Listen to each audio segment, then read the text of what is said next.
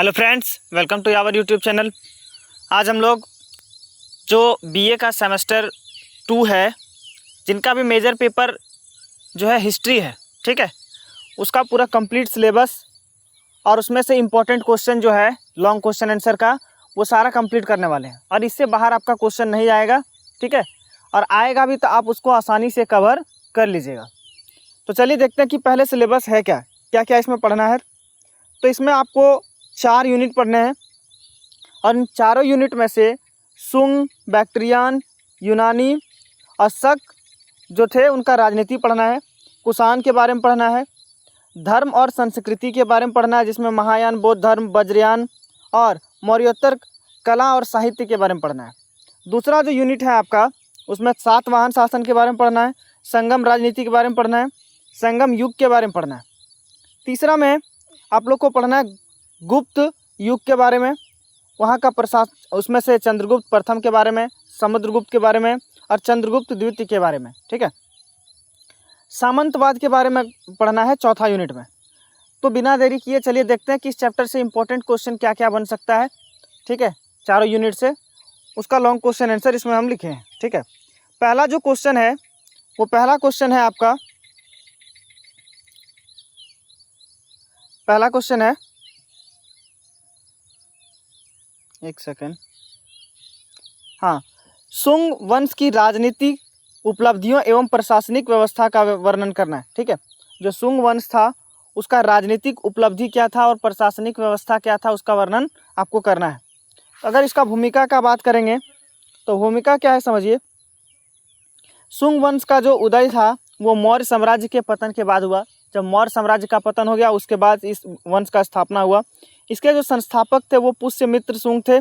इस वंश ने लगभग 112 ईसा पूर्व से 73 ईसा पूर्व तक उत्तर भारत में शासन किया। उत्तर भारत में इनका शासन चला बहुत दिनों तक, ठीक है। इसके अलावा सुंग शासकों का साम्राज्य मौर्य की तुलना में छोटा था। मौर्य जो काल था उसकी तुलना में इसका जो शासन काल था वो बहुत ही छोटा था। फिर भी इन्होंने कई महत्वपूर्ण राजनीतिक उपलब्धियां प्राप्त कर ली, लेकिन फिर भी इनकी राजनीतिक जो उपलब्धि थी वो बहुत ज़्यादा लोगों को लोकप्रिय लगा, लोग इसको मानने लगे, ठीक है। इसके बाद अगर इसका उपलब्धि का बात करेंगे तो उपलब्धि क्या क्या था, उपलब्धि को समझते हैं। उपलब्धि क्या था कि मौर्य साम्राज्य का जो अंत है, पहला उपलब्धि इसका क्या था, मौर्य साम्राज्य का अंत। पुष्यमित्र सुंग ने अंतिम मौर्य शासक जो इसका था बृहदत्त, उसकी हत्या करके मौर्य शासन का क्या कर दिया, अंत कर दिया। उसकी हत्या करके उसका अंत कर दिया। उसके बाद विदेशी आक्रमणों से इसका क्या किया, रक्षा किया कि कहीं विदेशी इसका आकर के इसको ना लूट ले, इसको बंदी ना बना ले, उससे इसको क्या किया, सुरक्षा प्रदान किया, ठीक है। तो जो पुष्यमित्र सुंग थे एक सक्षम सेनानायक थे और उसने यवन यानी जिसको इंडो ग्रीक कहते हैं शासक का दिमित्रियस के आक्रमण को विफल किया और पश्चिमी सीमा की क्या की, रक्षा की। इसके बाद अगर देखेंगे तो राज्य की स्थिरता को बनाए रखा, ठीक है। सुंग शासकों ने आंतरिक विद्रोहों को दबा दिया। जो देश के राज्य के अंदर, शासक के अंदर जो विद्रोह हो रहा था उसको क्या कर दिया, दबाया गया। विभिन्न क्षेत्रों पर क्या किया, इन्होंने अपना नियंत्रण किया। नियंत्रण करने के साथ साथ और क्या किया समझिए, संस्कृति उत्थान को भी संरक्षण किया। जो संस्कृति थी वहाँ की, उस संस्कृति को भी क्या किया, इन्होंने संरक्षित करके बचाया। तो ये थी उसकी राजनीतिक उपलब्धियाँ। अब अगर इसका प्रशासनिक व्यवस्था देखेंगे कि कैसे वहाँ पर ये प्रशासन चलाता था, तो चलिए देखेंगे। इसका जो प्रशासन चलाने का तरीका था वो पहला था ये केंद्रीय शासन। क्या था, केंद्रीय शासन, जिसमें सुंग शासन एक राजतंत्र था। यहाँ राजा का शासन होता था। राजा सर्वोच्च सत्ता का केंद्र था तथा प्रशासन उसके अधीन चलता था। राजा के ही अधीन सारा प्रशासन व्यवस्था वहाँ पर चलता था। उसके बाद मंत्री परिषद भी था, राजा की सहायता के लिए, राजा को मदद करे अपना शासन व्यवस्था चलाने के लिए। इसीलिए उसमें क्या स्थापित किया गया, मंत्री परिषद का गठित किया जाता था, जिसमें प्रमुख अधिकारी राज्य के महत्वपूर्ण कार्यों में क्या करते थे, सहयोग करते थे। इसके अलावा विभागीय प्रशासन भी था, ठीक है। विभागीय प्रशासन था, प्रांतीय प्रशासन था, स्थानीय प्रशासन था, इसके अलावा वहाँ की न्याय व्यवस्था भी थी। इन सभी व्यवस्थाओं के कारण ही वहाँ का शासन व्यवस्था संपूर्ण रूप से क्या हो पा रहा था, चल पा रहा था। आगे देखते हैं कि इसका निष्कर्ष क्या निकल कर आता है। सुंग वंश में मौर्योत्तर काल से राजनीतिक स्थिरता स्थापित की, राजनीति को क्या किया, स्थिर किया। विदेशी आक्रमणों से क्या किया, रक्षा किया। जो आंतरिक विद्रोह हो रहे थे उन आंतरिक विद्रोह को क्या कर दिया इन्होंने, विफल कर दिया। ठीक है, कुछ महत्वपूर्ण तथ्य इसमें लिखे गए हैं कि कब से कब तक इसका शासन काल चला था। ठीक है, ये सारी बातें आपको कॉपी में लिख लेनी है। ठीक, दूसरा प्रश्न देखते हैं। जो बैक्ट्रियन यूनानी थे, बैक्ट्रियन यूनानी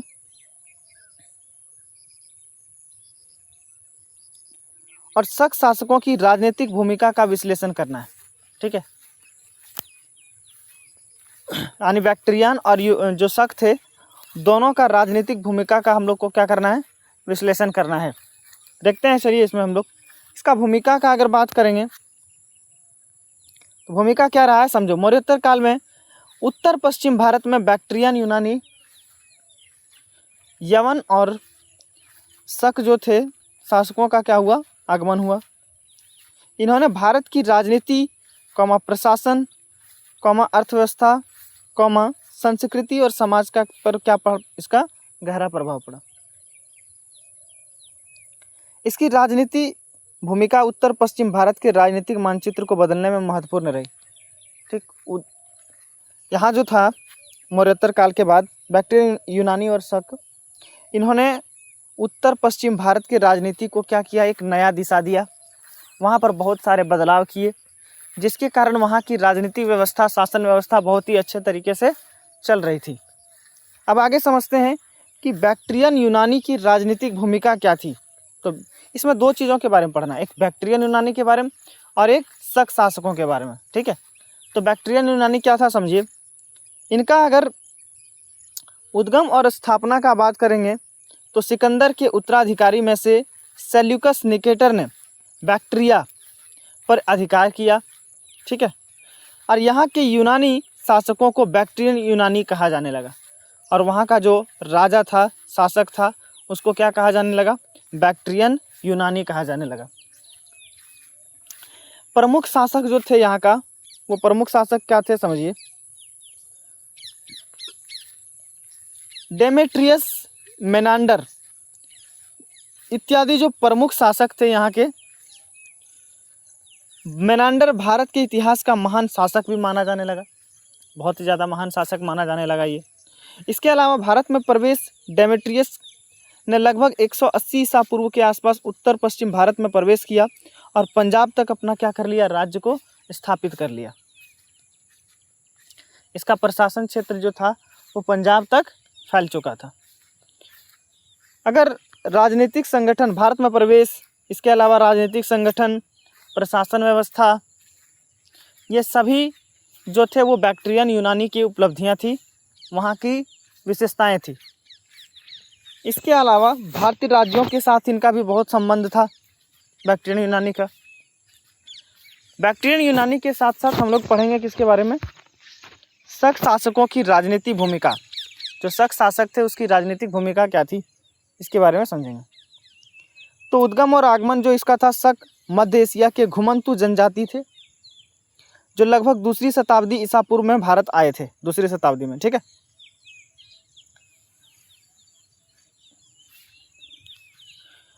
प्रमुख शाखाएं इसकी क्या क्या थी, तो शक शासक पश्चिमी क्षत्रप के थे।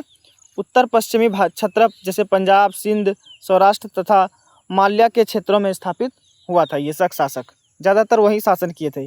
प्रमुख शासक इसका कहाँ था, चस्टन, रुद्रदामन, जयदामन इत्यादि प्रमुख इसके शासक थे जो इनका बहुत ही ज़्यादा शासन व्यवस्था में उपयोग। इसके बाद अगर देखेंगे तो वहाँ का जो राज्य का स्थापना था, ये हम लोग पढ़ लिए ना, राज्य का स्थापना इन्होंने सौराष्ट्र, काठियावाड़, गुजरात, मालवा और पंजाब में शक्तिशाली राज्य स्थापित किए। इसके अलावा जो प्रशासन एवं शासन था यहाँ का, शक शासकों ने क्षत्रप, जिसको हम लोग शासक बोलते हैं, और महाक्षत्रप की उपाधियों की धारण की। इन्होंने सुव्यवस्थित जो कर का प्रणाली था, टैक्स की प्रणाली को लागू किया। न्याय व्यवस्था और सिक्का की प्रणाली को भी क्या किया, लागू किया इन्होंने। ठीक है, शक शासकों ने। भारत राज्यों के साथ भी इनका बहुत अच्छा संबंध रहा। स्थानीय शासक जो थे उनका बहुत ज़्यादा कभी कभी बहुत संघर्ष भी किया इन्होंने। अगर देखेंगे कि बैक्ट्रियन, यूनानी और शक शासकों का समग्र यानी पूरा मिला हुआ प्रभाव क्या होता है, तो प्रभाव क्या था समझिए। प्रभाव क्या था, इन दोनों समूहों ने भारत की राजनीति एकता को क्या किया, भंग किया, जिसमें छोटे छोटे राज्यों का उदय हुआ। इन्होंने प्रशासनिक, आर्थिक और सांस्कृतिक क्षेत्रों में अनेक सुधार भी किए। इन्होंने भारत के उत्तर पश्चिमी क्षेत्रों में विदेशी आक्रमणों और सांस्कृतिक आदान प्रदान का मार्ग भी क्या किया, प्रशस्त किया। इसके अलावा इसका निष्कर्ष अगर देखेंगे हम लोग, तो निष्कर्ष क्या निकल कर आता है कि बैक्ट्रियन यूनानी जो थे और शक शासकों ने भारत के इतिहास में महत्वपूर्ण राजनीतिक भूमिका निभाई। इन्होंने न केवल राजनीतिक परिवर्तन किए बल्कि प्रशासन, अर्थव्यवस्था, समाज और संस्कृति के क्षेत्रों में भी स्थायी प्रभाव छोड़कर गया। ये निष्कर्ष निकल कर आता है शक और किसका, बैक्ट्रियन यूनानी का। तीसरा नंबर प्रश्न देखिए, जो कुषाण शासक थे, कुषाण शासक कनिष्क की उपाधियों, उपलब्धियों एवं उसकी राजनीतिक नीतियों की विवेचना कीजिए। तो जो कुषाण वंश का उदय था, देखिए भूमिका, कुषाण वंश का उदय उत्तर पश्चिम भारत में हुआ। कनिष्क इस वंश का सबसे महान एवं शक्तिशाली शासक था। कनिष्क, उसने कुषाण साम्राज्य को व्यापक बनाया, बड़ा बनाया और भारत के इतिहास में एक महत्वपूर्ण योगदान दे दिया। सबसे जो अच्छा राजा है कुषाण, जो है कुषाण वंश का कनिष्क ही था। उसकी राजनीतिक नीति जो थी वो दूरदर्शी थी, मतलब बहुत दूरों तक सोच करके ये राजनीतिक नीति को बनाते थे। ठीक, और व्यवहारिक भी था। कनिष्क का अगर उपलब्धि का बात करेंगे तो उपलब्धि क्या था समझिए।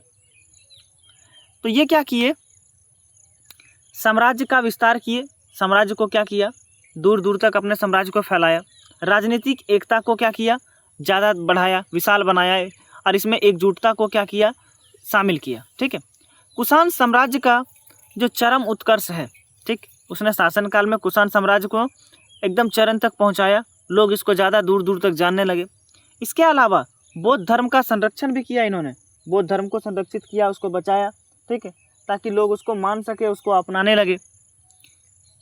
इसके अलावा जो चतुर्थ बौद्ध संगीति थी, ठीक है, चतुर्थ बौद्ध संगीति, कनिष्क ने कश्मीर में चतुर्थ बौद्ध संगीति का आयोजन कराया, जिसमें महायान बौद्ध धर्म को मान्यता मिली और बौद्ध ग्रंथों का क्या किया गया, संकलन किया गया। लोग इसको ज़्यादा मानने लगे, पहचानने लगे। इसके अलावा कला एवं संस्कृति का भी बहुत ज़्यादा विकास हुआ, जिसमें से गांधार कला के विकास में कनिष्क का महत्वपूर्ण योगदान है। ठीक है, इसके बाद अगर देखेंगे तो कनिष्क की राजनीति क्या क्या थी, किस प्रकार से यह राजनीति अपना चलाते थे। तो इसका जो राजनीति था सहिष्णु एवं उदार नीति था। इसका मतलब क्या समझिए, ये उन्होंने बौद्ध धर्म के साथ साथ ब्राह्मण, ईरानी और यूनानी स्थानीय धर्मों का भी संरक्षण किया। ये लोग क्या करते थे, ये धार्मिक रीति रिवाजों पर बहुत ज़्यादा विश्वास करते थे, उसके हिसाब से ही राजनीतिक व्यवस्था को क्या करते थे, चलाते थे। केंद्रीकृत शासन था, उसने सुदृढ़ केंद्रीय शासन व्यवस्था खड़ी की, राज्य को विभिन्न प्रांतों में विभाजित किया और योग्य अधिकारी को ही क्या किया गया, उसमें रखा गया, जिससे उसका शासन व्यवस्था को अच्छे तरीके से क्या कर सके, चला सके। इसके अलावा जो कुषाण प्रशासन थे, कुषाण प्रशासन को सुचारू रूप से चलाने के लिए उसने राजस्व व्यवस्था, न्याय व्यवस्था और सैनिक व्यवस्था को लागू किया। इसके अलावा मुद्रा व्यवस्था को भी लागू किया इन्होंने, कनिष्क ने, और इसने मुद्राओं का प्रचलन जिस पर ग्रीक, ईरानी और भारतीय देवताओं की आकृति अंकित की गई। ठीक है, व्यापार और आर्थिक नीति भी इनका बहुत अच्छा था। उसने रेशम मार्गों की सुरक्षा की, जिससे भारत का मध्य एशिया, चीन और रोमन साम्राज्य के व्यापार को क्या किया गया, बढ़ाया गया। इसके अलावा लोक हितकारी दृष्टिकोण, कनिष्क ने प्रजा के कल्याण के लिए अनेक कार्य किए, जैसे नगरों का विकास, सड़कों और सरायों का निर्माण कराया गया, सिंचाई के साधनों की व्यवस्था की गई। इसके अलावा अगर देखेंगे कनिष्क का समग्र प्रभाव, तो समग्र प्रभाव क्या था समझिए। कनिष्क के शासन में राजनीतिक स्थिरता थी, राजनीति जो थी वो स्थिर थी, सामाजिक समृद्धि थी और संस्कृति का भी क्या था, बहुत ज़्यादा उन्नति हुआ। उनकी नीतियाँ दूरदर्शी थी, व्यवहारिक थी और जनहितकारी थी, जिस कारण से लोग इसको क्या करने लगे, ज़्यादातर पसंद करने लगे। निष्कर्ष क्या निकल कर आता है समझिए। कनिष्क एक महान दूरदर्शी और सहिष्णु शासक था। उसकी नीति ने कुषाण साम्राज्य को राजनीतिक और आर्थिक और सांस्कृतिक दृष्टि से क्या किया, अपने चरम शिखर तक पहुंचा दिया। इनका जो सोच था, इनका जो आर्थिक स्थिति था, इसका जो राजनीतिक व्यवस्था था, जिसके कारण ये ज़्यादातर महत्वपूर्ण हो गया। अगला प्रश्न देखते हैं, मौर्योत्तर काल एवं साहित्य की प्रमुख विशेषताएं एवं उनके महत्व का विवेचना करना है। मौर्य काल में इसकी प्रमुख विशेषता क्या थी, इसका जो महत्व था, उस महत्व को हम लोग जानेंगे। तो जो मौर्य काल था यह आपका शुंग से गुप्त काल एवं 600 ईस्वी तक चला था। भारतीय कला एवं साहित्य के विकास का स्वर्णिम युग था ये, मतलब साहित्य और कला का ये विकास युग माना जाता है। बहुत ही ज़्यादा इन्होंने साहित्य और कला को क्या किया गया, बढ़ावा दिया। इस काल में धार्मिक, संस्कृति और सामाजिक परिवर्तनों के प्रभाव से कला के विभिन्न रूपों एवं साहित्य की विविध विधाओं का भी क्या हुआ, विकास किया। जो सामाजिक परिवर्तन है, जैसे संस्कृति, धार्मिक, इन सभी को क्या किया इन्होंने, बहुत ज़्यादा विकास किया। इस युग की कला एवं साहित्य में भारतीयता, आध्यात्मिकता और लोक जीवन का सुंदर समन्वय देखने को मिला। इसमें लोक जीवन की बहुत सुंदर जो है आध्यात्मिक, भारतीयता, साहित्य को क्या किया गया, प्रदर्शित किया गया। मौर्य काल की प्रमुख विशेषता का बात करेंगे तो ये स्तूप एवं चैत्य विहार का इन्होंने निर्माण किया। जैसे सांची का स्तूप, भरहुत, अमरावती का स्तूप का निर्माण इन्होंने मौर्य काल में ही किया था। इसके अलावा जो शिल्प कला है, शिल्प कला में इन्होंने बहुत ज़्यादा योगदान दिया। मूर्ति कला का विकास किया, गुफाओं का निर्माण कराया, वस्तु कला को क्या किया गया, बहुत ज़्यादा बढ़ावा दिया गया। चित्रकला का भी बहुत ज़्यादा विकास हुआ इसमें, ठीक है। तो ये इसकी उपलब्धियाँ थी, या कह सकते हो इसकी कुछ विशेषताएँ थी। और मौर्य का जो ये जो कला था, विशेषता था, ये सिर्फ कला के क्षेत्र में था। याद रखिएगा, ये सिर्फ किस में था, कला के क्षेत्र में था, ठीक है। और अगला जो देखेंगे ये किस में है, साहित्य में है, ठीक है। तो साहित्य में भी इनका प्रमुख योगदान रहा है। प्राकृतिक एवं पाली साहित्य, जैसे जैन धर्म, बौद्ध धर्म से संबंधित है, जिसको प्राकृत और पाली भाषाओं में क्या किया गया, लिखा गया। संस्कृत साहित्य का भी विकास हुआ, संस्कृत का भी विकास हुआ। विविध विधाओं का जो विकास हुआ, जैसे काव्य, नाटक, गद्य, कथा, नीति, व्याकरण, इन सभी का भी विकास किया गया। धार्मिक साहित्य का भी समृद्धि हुआ, जैसे जैन धर्म, बौद्ध धर्म, ब्राह्मण धर्म ग्रंथों का रचना किया गया। इसमें लोक साहित्य को भी बढ़ावा दिया गया, जैसे श्रृंगार, नीति, कथा, इतिहास, यात्रा वृत्तांत, इस सभी को भी क्या किया गया, बढ़ावा दिया गया। भाषा एवं शैली पर भी ध्यान दिया गया, कैसे बोला जाना है, सरल, मधुर, ठीक है। भाषा शैली पर बहुत ज़्यादा ध्यान दिया गया। अगर मौर्य काल में देखिए, ये इसमें सेम चीज़ें लिखी हुई है, अगर ऊपर वाला लाइन याद रखते हैं तो इसको भी आप आराम से लिख सकते हैं, ठीक है। निष्कर्ष का अगर बात करेंगे तो निष्कर्ष क्या है कि मौर्य काल में कला एवं साहित्य ने भारतीय संस्कृति की गहराई को क्या किया गया, विस्तार दिया। यह काल धार्मिक सहिष्णुता, सांस्कृतिक और बौद्धिक का एक प्रतीक माना जाता है। तो इन्होंने कला और साहित्य को बहुत ज़्यादा बढ़ावा दिया मौर्य काल में।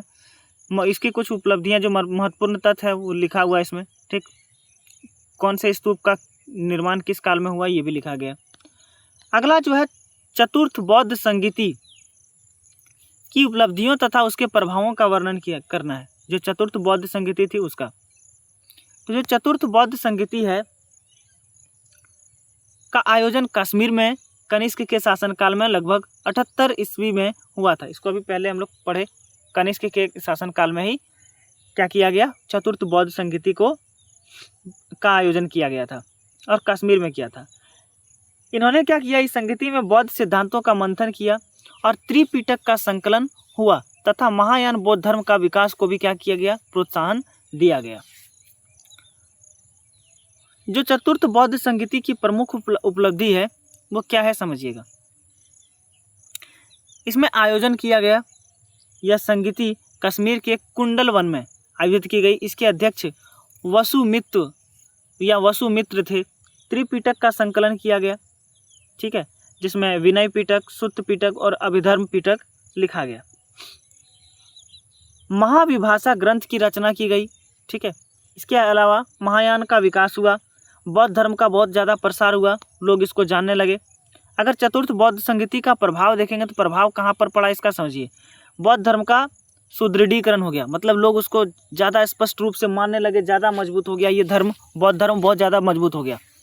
महायान बौद्ध धर्म का जो है बहुत ज़्यादा विस्तार हुआ, विकास हुआ। साहित्यिक उन्नति भी हुई, जैसे ग्रंथों की रचना, ठीक, या दार्शनिक चिंतन की को भी क्या मिला, गहराई मिला। अंतर्राष्ट्रीय प्रसार हुआ, सिर्फ अपने ही देश में नहीं, अलग अलग देशों में भी लोग इसको जानने लगे, इस धर्म को मानने लगे। कला का प्रसार हुआ, जैसे स्तूप बनाना, मूर्ति कला, गांधार कला, इन सभी का विकास हुआ। ये दीर्घकालिक प्रभाव था, ये ऐसा नहीं कि बहुत जल्दी इसमें परिवर्तन आ गया, ये थोड़ा परिवर्तन होने में थोड़ा समय भी इसको लग गया, ठीक। फिर वही देखो, चतुर्थ बौद्ध संगीति का समग्र महत्व क्या है, तो सभी महत्व को मिला दीजिएगा तो समग्र महत्व कहलाएगा, ठीक है। निष्कर्ष क्या निकल कर आता है समझिए। निष्कर्ष है कि चतुर्थ बौद्ध संगीति ने बौद्ध धर्म को दार्शनिक गहराई की प्रदान की, महायान विचारधारा को क्या किया, स्थापित किया, तथा संगठन को क्या किया गया, सुदृढ़ बनाया गया। इसमें बौद्ध धर्म के प्रसार की नींव रखी, जो आगे चलकर एशिया और विभिन्न देशों में बहुत ज़्यादा प्रसार हुआ, बौद्ध धर्म को लोग ज़्यादातर मानने लगे। अगला प्रश्न देखिए 6 नंबर, गुप्तकालीन प्रशासन, कला, वास्तुकला एवं आर्थिक जीवन का वर्णन कीजिए, ठीक। गुप्त काल में कला क्या था, वास्तुकला था क्या था, और आर्थिक जीवन क्या था, समझते हैं। तो जो गुप्त काल है ये 4वीं से 6वीं शताब्दी ईस्वी में माना गया। भारतीय इतिहास का इसको स्वर्ण युग कहा जाता है, गुप्त काल को, ठीक है।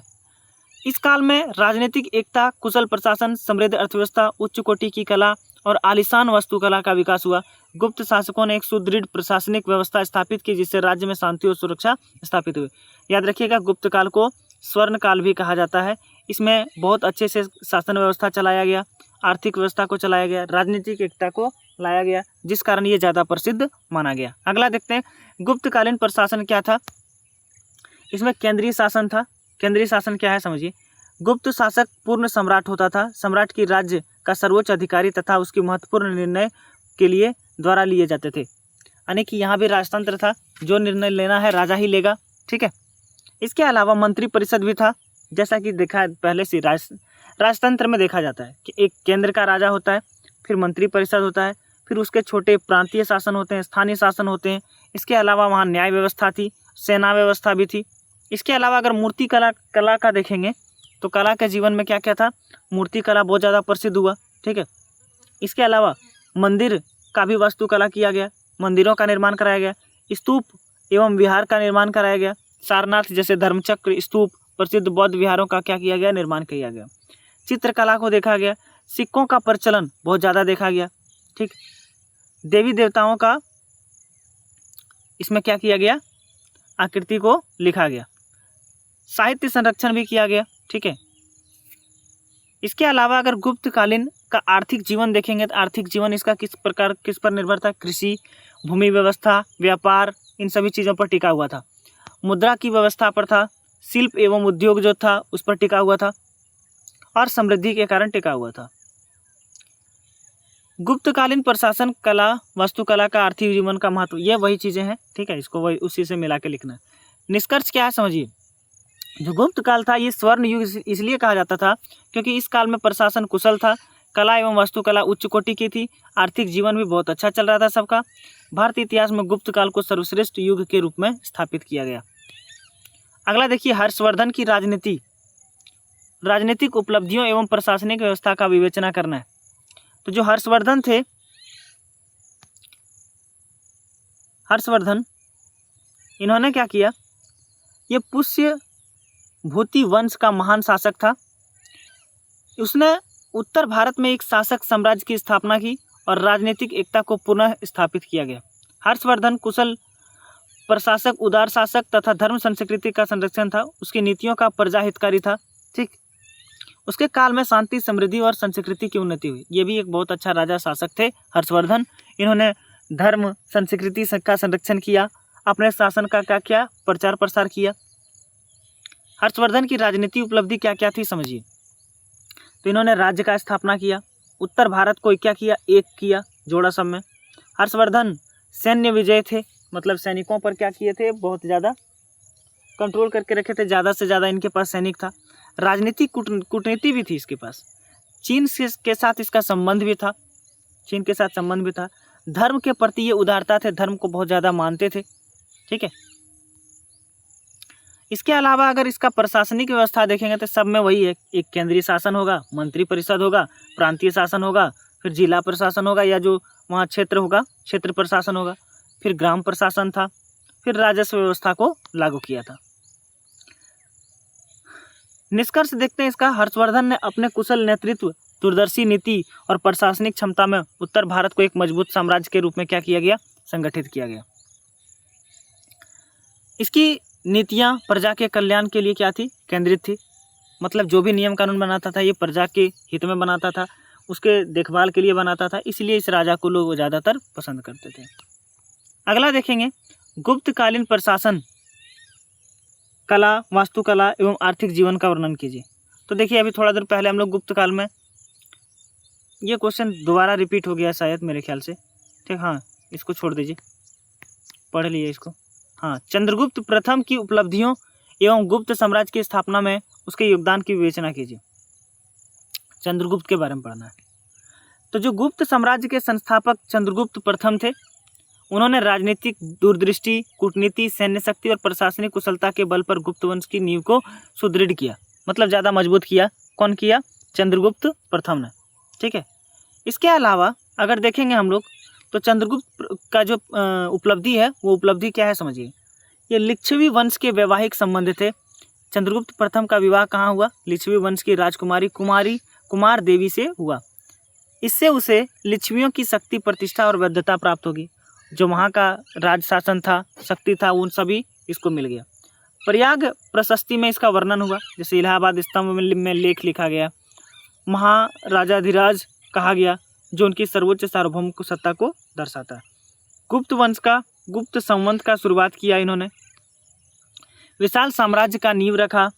स्वर्ण मुद्राओं का प्रचलन, याद रखिएगा, सोने के सिक्कों का प्रचलन किसने चलाया था? चंद्रगुप्त प्रथम ने। प्रशासनिक व्यवस्था को अच्छे तरीके से चलाया। संस्कृतियों का भी संरक्षण किया, इसलिए ये महान शासक कहलाया। इसके अलावा अगर इसका योगदान देखेंगे, गुप्त साम्राज्य का में इसका योगदान क्या है, तो योगदान क्या है समझिए। राजनीति को क्या किया? एक किया, एकीकरण किया। वैधता को प्रतिष्ठा में बदला, वैधता और प्रतिष्ठा में बहुत ज़्यादा बदलाव किया। मजबूत आर्थिक आधार किया, ठीक। आर्थिक स्थिति अगर किसी राज्य का सही नहीं रहेगा तो वो अच्छे से शासन व्यवस्था को चला नहीं पाएगा। इसके अलावा प्रशासनिक संगठन को भी बनाया गया, कैसे शासन को चलाना है, किस प्रकार चलाना है। शक्तिशाली उत्तराधिकारी का नींव रखा। जो उत्तराधिकारी होगा, राजा होगा या वहाँ का शासन चलाने वाला होगा, वो ज़्यादा मजबूत होगा, ठीक ठीक, किसी के प्रति वो दुर्व्यवहार नहीं करता होगा। गुप्त साम्राज्य का आधार रखा गया। इसके अलावा निष्कर्ष क्या है? चंद्रगुप्त प्रथम एक दूरदर्शी थे, मतलब बहुत दूर तक सोचते थे। कुशल और संगठक शासक थे, ठीक, याद रखना ये सब बातों को। अगला प्रश्न देखते हैं। समुद्रगुप्त की उपलब्धियों एवं गुप्त साम्राज्य के विस्तार में उसके योगदान को लिखना है। देखिए इसको भी पढ़ लीजिएगा, वीडियो बहुत ज़्यादा लंबा हो जाएगा, ठीक है। हम बता देते हैं क्वेश्चंस को, सिर्फ इसका भूमिका पढ़ना है आपको, ठीक है। समुद्र का जो क्या क्या उपलब्धि, उस उपलब्धि को बारे में जानना है, ठीक। उपलब्धि के अलावा गुप्त साम्राज्य के विस्तार में इसका क्या योगदान रहा है, समुद्रगुप्त का, ठीक, इसको भी पढ़ना है। इसके बाद निष्कर्ष देख लेना कि इसने क्या क्या निष्कर्ष निकाला है, लिखा हुआ है इसमें, ठीक है। अगला देखिए, चंद्रगुप्त द्वितीय के शासनकाल की प्रमुख उपलब्धि का मूल्यांकन करना है। जो चंद्रगुप्त द्वितीय थे उसका शासन कला किस प्रकार है, इसके बारे में, तो इसकी भी भूमिका को देखना है। चंद्रगुप्त द्वितीय का क्या उपलब्धि है, उपलब्धि को पढ़ना है। उपलब्धियों का मूल्यांकन किस प्रकार है, उसको पढ़ना है। इसके अलावा पूरा इसका समग्र महत्व या निष्कर्ष क्या है, निष्कर्ष को भी देख लेना है। 12वां नंबर प्रश्न जो है गुप्त काल के से है। ये बार बार क्वेश्चन रिपीट हो रहा है। गुप्त काल का आर्थिक जीवन, ये 3 बार क्वेश्चन रिपीट हो गया, ठीक है। इसको नहीं लिखिएगा, एक ही बार लिखिएगा। हाँ, और एक क्वेश्चन है सामंतवाद से आप क्या समझते हैं, ये क्वेश्चन भी आपका बहुत इंपॉर्टेंट है, इससे क्वेश्चन आएगा, सामंतवाद वाला देख लीजिएगा, ठीक। हालांकि इसमें जितने प्रश्न हैं सभी प्रश्न बहुत ज़्यादा इंपॉर्टेंट है, इससे बाहर आपका क्वेश्चन नहीं आएगा, ठीक है। और यदि इसका PDF आपको चाहिए तो PDF आपको मिल जाएगा। अगला कौन से टॉपिक का आपको PDF चाहिए ये हमको कमेंट करके नीचे बताइएगा, और बताइएगा कि ये कैसा लगा आपको पूरा वर्णन, ठीक है। हालांकि ये पूरा सभी का वर्णन हम नहीं कर पाए क्योंकि वीडियो बहुत ज़्यादा लंबा हो जाएगा, ठीक। ये मेरा कॉन्टैक्ट नंबर है, अगर ये PDF आपको चाहिए तो इस नंबर पे आप हमको डायरेक्ट मैसेज कीजिएगा, ये नंबर आपको प्रोवाइड करवा देंगे, ठीक है। Thank you.